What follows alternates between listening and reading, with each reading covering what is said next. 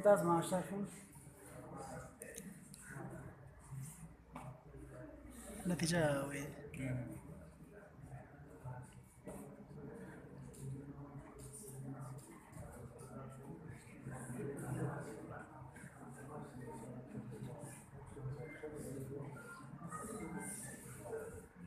نعم أستاذ فاضل حسنات وين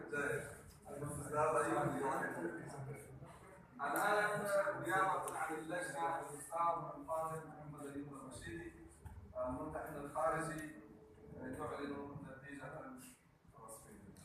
جزاكم الله خير بحسن الاستماع والإنصات في هذه الحفلة الكريمة.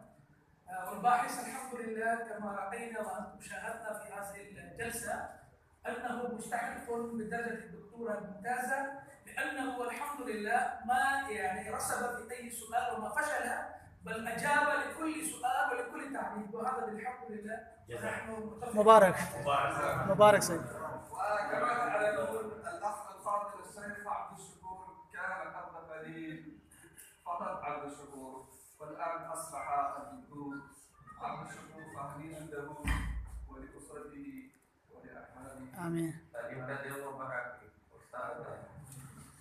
نعم.